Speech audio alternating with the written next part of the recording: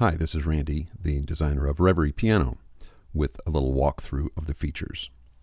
On the first page, you have velocity scaling with controls to shape the curve, a reset button, and the ability to load presets. You can also draw curves to your heart's content. The second part is the layers. Now, these are the layers of the sound that are added to the sustains. The first one is the pedal resonance. When I press the pedal, this is introduced behind the sound of this is the sound of the strings sympathetically ringing. Typically around 12 noon here is where it's normally set.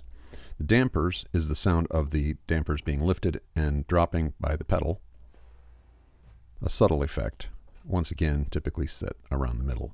And the action sounds, these are for when you're holding the pedal. You'll hear the hammers falling. There's a sound for every note. This is already built into the release sample, so we don't need it when the pedal is up. This next area is the ambience, which is reverb. Now, you're probably going to want to use your own reverb if you're using this in your DAW or in a recording, but if you're playing live or if you really want to use these, they're there for you. The first thing is to turn them on with a switch, and the level. Lots, little, and so forth. Size scales the impulse responses down to short or upwards to very long, and in the center is neutral, as recorded, the impulses. Pre-delay adds a little time before the onset of the reverb, which is a useful thing. There are 8 custom recorded impulse responses, including the theater that we'll talk about later. The third tab, Mixer EQ, is the primary page of the user interface, and its center is the mixer for the 3 microphone pairs. Player mics are a pair of ribbons above the tuning pins facing towards the soundboard. This reproduces the sound at the keyboard. Outside mics are above the case edge where it bends, facing in, a listener's perspective. And close mics are a pair of small diaphragm condensers over the bass and treble bridges, an intimate sound with a wide stereo field. The general tones of these mics are all similar, all relatively close and without a lot of room sound. This is by design. They do differ in overtone content and stereo field, and they have been phase aligned to blend cleanly. They will not sound like 3 different pianos, just different shadings of the same instrument. Let's hear the 3 mic pairs, one after the other, playing exactly the same MIDI sequence.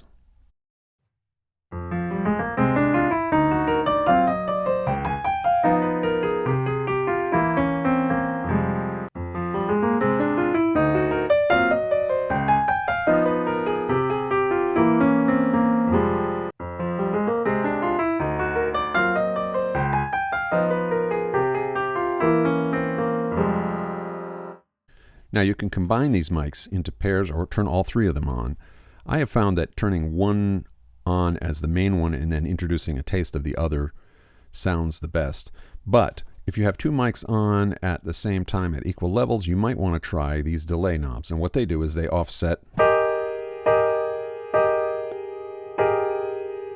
by a milliseconds from 0 to 10 the second mic. Now, if you're only using one mic, there's no point in having these on. But it can break a little bit of the fullness of these 2 mics being so perfectly in phase. It's not a commonly needed feature, and unfortunately it does not work on the Kontakt 6 version because that feature wasn't in the programming available. Another feature is the subcut knob. This reduces the very lowest bass frequencies created by the thumping of the action. Now, if you turn it all the way up, you might lose a little bit of bass, but in middle positions, it gets rid of a little bit of the deepest thumps that the soundboard makes. Leaving it all the way down is also nice, too, for a really rich sound. And over here we have character. What this does is it reduces the brightness of the loudest strikes only. And when you hit hard, it takes a little of the edge off the hardest notes, which if you're trying to simulate a softer hammer or a softer voiced piano, you can create that darker tone. When set to bright, it's as recorded, the samples. It's a subtle effect as well, and if it's set somewhere low, it might just warm up the sound a little bit. Finally, we have the EQ on this page. There are actually 4 equalizers here, and they're selected by the buttons on the mic pairs and on the main out. So when you pick this one, you're picking the EQ for the player mics. Each mic pair has its own EQ. You can see that if I set this one and then click to this, you'll see it changed. So the knobs and displays at the top reflect the selected EQ. So you can EQ each of the mics, and you can also have an overall EQ, which might be the one you'd use the most. And you can reset an EQ with a button. It only resets the EQ you're looking at, so that in case you get in trouble and you have done too much, you can start over. The third and final page is the per note editing page, which is a unique feature to Reverie. Very clearly at the top is this graph. It has 88 sliders, and your playing will be indicated, the key you're playing will be indicated at the bottom. And you can lower the volume of a note that might be sticking out, which will happen if you have particular speakers or you've EQ'd the sound so that certain notes start sticking out. This can compensate for that. You'll see that the knobs reflect the position of the slider if you've selected that note, so you can edit with the knob or with the slider. Remember, this is a subtractive thing. It's neutral when all the sliders are up, indicating all the notes are at full volume.